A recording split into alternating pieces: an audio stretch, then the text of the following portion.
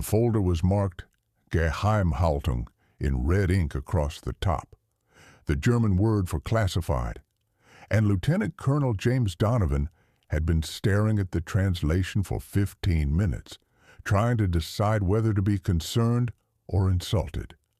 The document had been captured 3 days earlier when American forces overran a German divisional headquarters in Belgium during the push toward the Rhine. Among the standard operational orders and intelligence summaries, document specialists had found this tactical directive dated February 12, 1945. When the translator working through the pile reached it, he flagged it for urgent attention. Donovan was the senior intelligence officer for 3rd Army's 12th Corps. He had read thousands of captured German documents across months of fighting through France and into Germany. Most were routine military paperwork, supply requisitions, personnel rosters, tactical reports that confirmed what was already known. This one was different. It had a quality that the others lacked, and after 3 readings, Donovan could identify exactly what that quality was. It was honesty. The directive was titled Tactical Guidance for Engagement with Mixed Allied Forces and had been issued to all regimental and battalion commanders in the 15th Panzer Grenadier Division. The opening paragraph was unremarkable, something about tactical prioritization in mixed force engagements being essential when resources were limited. But what followed was not unremarkable at all. Priority of engagement in mixed Allied formations. First priority, Canadian forces. Second priority, British forces. Third priority, American forces. Rationale. Canadian forces demonstrate highest tactical proficiency in operational aggression. Elimination of Canadian elements from mixed formations substantially reduces overall formation effectiveness. Donovan read it again. Then he read the detailed justification that followed. Canadian forces have demonstrated consistent ability to maintain offensive pressure despite casualties.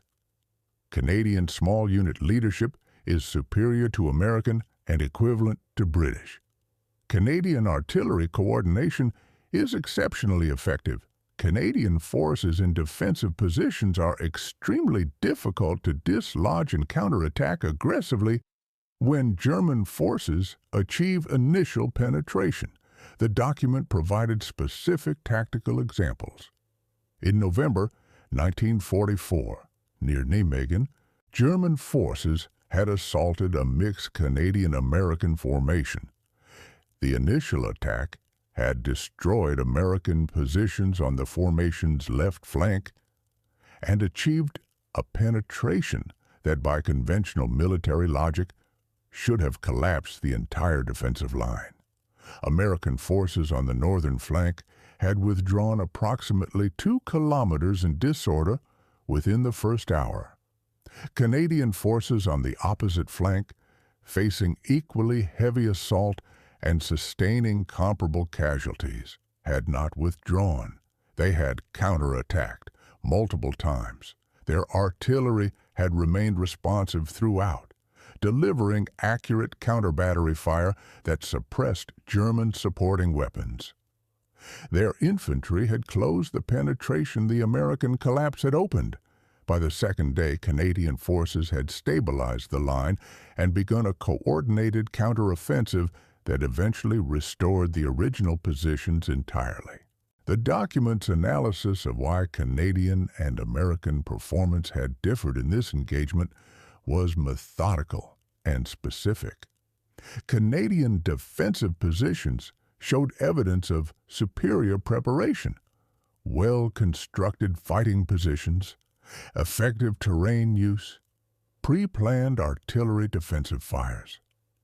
Canadian troops had displayed better fire discipline during the initial assault, conserving ammunition and maintaining organized resistance rather than engaging in the panic fire that American units had exhibited. Canadian junior leaders, sergeants and lieutenants, had taken initiative to organize local counterattacks without waiting for orders from higher command. The directive continued with targeting guidance. Artillery preparation fires should prioritize Canadian positions over American or British positions. Canadian artillery forward observers are typically well-trained and responsive. Eliminating these observers degrades Canadian artillery effectiveness significantly. It even provided instructions for identifying Canadian positions when insignia were not visible.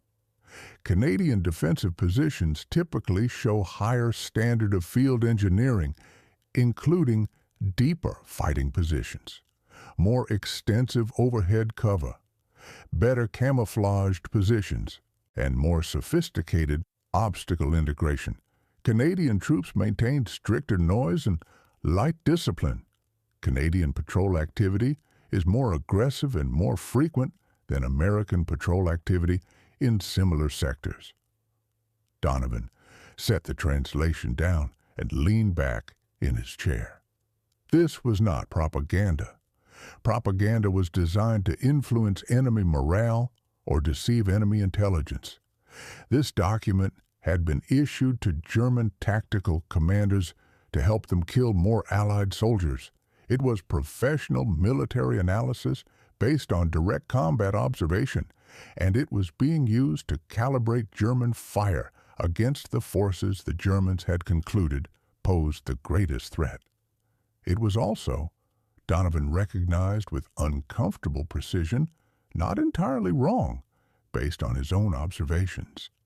He had watched Canadian forces fight in several operations where they were positioned alongside American units, and he had noticed exactly the differences the document described. Canadian positions were better prepared. Their artillery coordination was consistently excellent in ways American artillery sometimes was not. Their junior leaders made independent tactical decisions in ways that kept operations moving even when command and control was degraded by the fighting. When German forces achieved initial penetrations of Canadian defensive lines, those penetrations tended to get contested immediately rather than allowed to deepen. American forces had genuine strengths the German document hadn't fully captured. American logistics were superior, keeping forces better supplied over extended operations. American armor employment in mobile warfare was often more effective. American forces showed greater flexibility in adapting to unexpected strategic changes. But in the specific tactical situations the directive focused on, maintaining defensive cohesion under assault, conducting immediate counterattacks, sustaining offensive pressure despite casualties, Canadian forces did tend to perform somewhat better. Donovan's honest professional assessment said so, whatever his national pride preferred to believe. He picked up his secure phone and called Major General Thomas Blakely. "Sir, Donovan, I need to brief you on a captured German document with significant intelligence and political implications. Can you receive a classified briefing in the next hour?" A pause. "How significant?" "Significant enough that I recommend limiting initial distribution to corps commanders and above until we determine how to handle it." Another pause, shorter. "Come to my office now. Bring the document and the translation. Don't discuss this with anyone else before we talk." Blakely read through it without visible reaction for the first page. By the second page, his jaw had tightened. By the third, he was reading with the particular focused tension of a man receiving information he would rather not have. When he finished, he set it down. "This stays classified at the highest level. Limit distribution to corps commanders and above. I don't want this reaching division or regimental level where it affects morale. Understood, sir. We should share it with Canadian Command. They'd want to know German forces are specifically targeting them in mixed operations. Blakely considered this, agreed, but we frame it carefully. The Canadians will recognize what it means to be identified as the primary threat. We need to manage this so it doesn't create the impression we're treating them as shields or that we consider ourselves inferior. He paused. I also want detailed analysis of why German forces assess Canadian troops as more dangerous in these specific operational contexts. If there are legitimate capability gaps, we address them. If this reflects contexts that don't represent overall capability comparisons, we need that distinction clearly documented. He added something that showed where his mind had gone. We also need to be prepared for this document becoming more widely known despite classification. If it reaches Washington that captured German directives explicitly identify American forces as easier to defeat than Canadian forces, there will be political consequences. We need comprehensive analysis ready that puts this in proper context. Over the following week, Donovan assembled a small team of intelligence analysts. He selected them carefully, officers with direct combat experience who had observed both American and Canadian forces in action and who could be trusted to conduct honest professional analysis without national pride distorting their conclusions. The team examined every captured document, mentioning comparative Allied capabilities. They interviewed prisoners of war, carefully documenting specific tactical observations. They analyzed operational results from engagements involving mixed Allied formations, comparing casualty rates, ground gained or lost, and mission accomplishment. They examined the field engineering quality of defensive positions held by American and Canadian forces, assessed artillery support records, and reviewed after-action reports for evidence of junior leader independent decision-making. What emerged was a picture that validated the German assessment in several specific ways while adding important context. The first significant factor the team identified was combat experience continuity. Canadian divisions in Europe had been fighting essentially without pause since D-Day in June 1944. By February 1945, they had accumulated 8 months of sustained combat with relatively stable unit compositions. Individual soldiers were replaced as casualties occurred, but units maintained the institutional knowledge and internal relationships that come from extended time operating together. American forces had more variable experience. Some divisions had been fighting since D-Day or earlier. Others had arrived in the European theater in late 1944 with limited combat history. American replacement policies also tended to produce higher personnel turnover within units, which could disrupt institutional continuity even in divisions that had been in combat for extended periods. German forces had consistently recognized this distinction in their tactical assessments. Veteran units fought differently from green ones, maintained better cohesion under fire, showed better tactical judgment, conducted more effective small unit operations. The higher proportion of veteran formations in Canadian units explained a substantial portion of the tactical effectiveness German assessments documented. The second factor was more counterintuitive. Canadian forces had taken approximately 30,000 casualties between D-Day and February 1945. Canadian reinforcement systems had struggled to keep pace with these losses, meaning many units were operating significantly under strength. Paradoxically, this shortage had actually contributed to aspects of Canadian tactical effectiveness that German forces observed. Because replacements were scarce, Canadian commanders could not afford to waste personnel through poor tactical planning or weak leadership. There was institutional pressure toward efficiency that the American system, with its greater reinforcement capacity, did not generate to the same degree.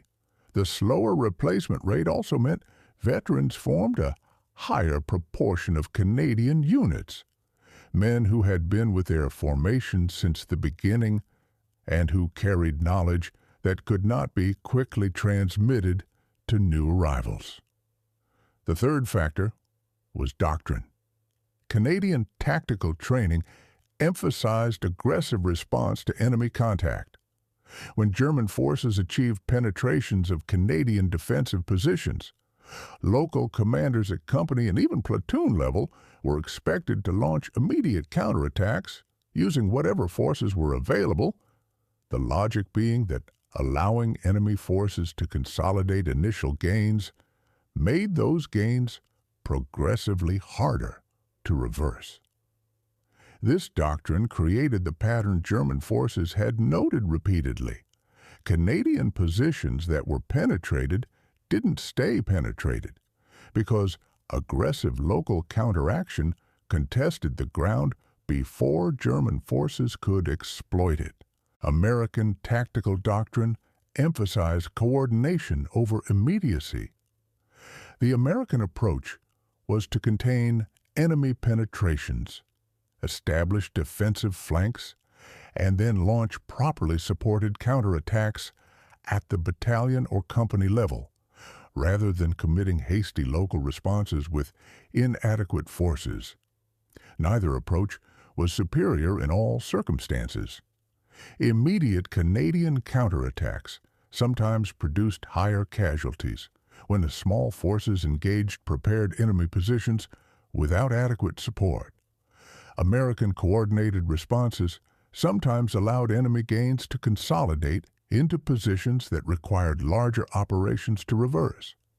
But in the specific tactical context German forces were analyzing, mixed defensive operations under assault. The Canadian aggressive doctrine had consistently proven more effective at preventing tactical penetrations from becoming operational breakthroughs. Artillery coordination was the fourth distinguishing factor, and the one the German directive had emphasized most specifically. Canadian artillery had developed particularly sophisticated fire control procedures through extended combat experience and through an institutional emphasis on combined arms coordination that traced back to the First World War. Canadian infantry units had well-trained forward observers embedded at company level and often at platoon level, men who had developed close working relationships with their supporting artillery units through months of operating together. The result was fire support that was exceptionally responsive and well integrated with maneuver. American artillery potentially had greater raw firepower due to having more guns and more ammunition. But American fire control procedures were sometimes less developed. American forward observers sometimes had less training or weaker integration with the infantry units they supported, and personnel turnover degraded the institutional relationships that made coordination effective. The practical effect was that Canadian artillery support, despite being smaller in absolute terms, often achieved better results because it was more precisely directed and more effectively coordinated with what the infantry was trying to do. German forces had observed this pattern repeatedly, which explained why the directive identified Canadian artillery observers as priority targets. The fifth factor was junior leadership. Canadian military culture expected sergeants and lieutenants to make independent tactical decisions when situations required it, rather than waiting for guidance from higher command. Units that became separated from their headquarters could still accomplish missions because their junior leaders were trained and culturally expected to act on their own judgment. The result was organizational resilience. Canadian formations continued to function effectively even when the communications and command structures that coordinated them were degraded by combat. American culture placed somewhat greater emphasis on battalion and company-level decision-making, with platoons executing orders from above rather than developing independent courses of action. This created vulnerability when combat disrupted communications faster than higher command could respond with new guidance. The team's findings were compiled into a formal assessment and briefed to senior American commanders at Corps and Army level. The briefing was structured to be honest without being destructive. It acknowledged the credibility of the German directive. This document represents professional German military analysis based on direct combat observation. It should be taken seriously as enemy intelligence about our capabilities and as an indication of how German forces are planning operations against mixed Allied formations.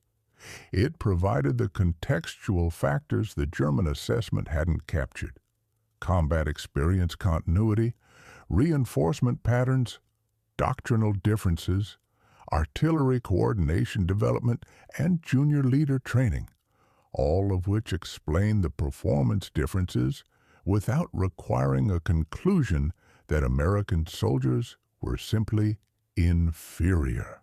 It emphasized explicitly where American forces held genuine advantages: mobile warfare, operational exploitation of breakthroughs, logistics and sustainment, adaptability to changing strategic circumstances. And it concluded with specific recommendations: improve small unit leadership training, to enhance junior officer and NCO initiative, refine artillery coordination procedures, implement more aggressive counterattack doctrine in defensive operations, increase emphasis on field engineering and position preparation. General Bradley, present for the briefing, synthesized the discussion when it had run its course. Gentlemen, the German assessment is based on their combat observations and should be taken seriously regardless of whether it flatters us. The question isn't whether German forces think Canadians are more dangerous opponents. The question is what specific factors create the performance differences they've observed and how we can improve our own performance in those areas. He paused. I've fought alongside Canadian forces, and I've commanded American forces throughout this campaign. Both are excellent fighting forces with different strengths based on their training, experience, and military culture. What we should take from this directive is not that we're inferior to Canadians. It's that there are specific tactical skills where we have room for improvement. That's not an insult. That's an opportunity. The discussion shifted to implementation. Selected American officers were attached to Canadian units to observe their tactical procedures directly. Canadian forward observers conducted training sessions with American artillery units. Canadian infantry officers briefed their American counterparts on immediate counterattack doctrine and the training culture that supported it. These exchanges were professionally productive. They also created social dynamics that hadn't previously existed. Some American soldiers who learned about the directive felt insulted. Others felt motivated to prove the German assessment wrong.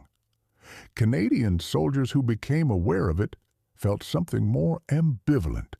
Professional pride at being recognized as the more dangerous opponent mixed with practical concern that being specifically targeted by German fire would increase their casualties. The diplomatic management required care. American liaison officers briefed Canadian commanders on the document, framing it as validation of Canadian tactical excellence rather than as an embarrassing comparison. Canadian commanders received it as both, and they recognized immediately the practical implications.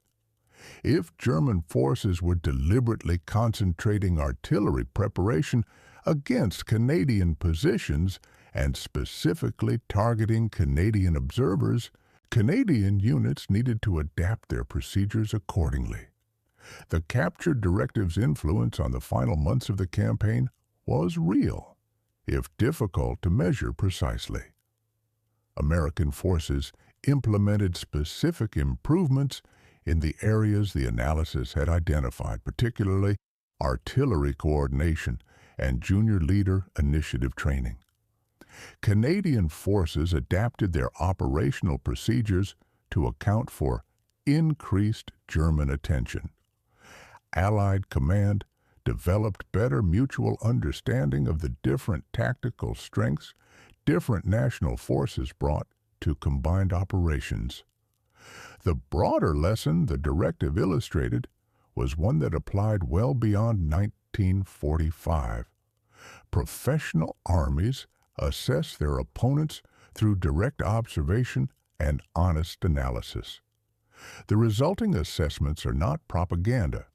They are operational tools designed to help commanders direct their forces more effectively against the specific capabilities of specific enemies. When those assessments identify capability differences between Allied forces, the information is both valuable and potentially corrosive, depending on how it is handled.